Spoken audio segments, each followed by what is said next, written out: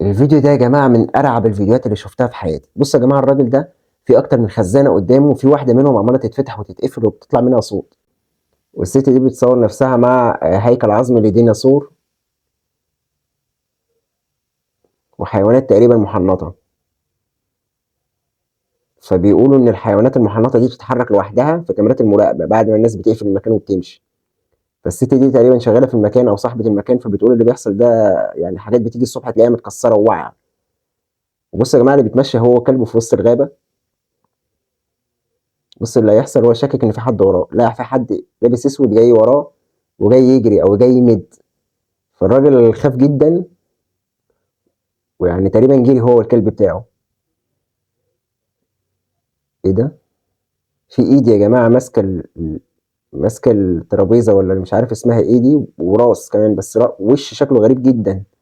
وش مرعب، بيبص على الناس او بيبص على الراجل اللي بيصور.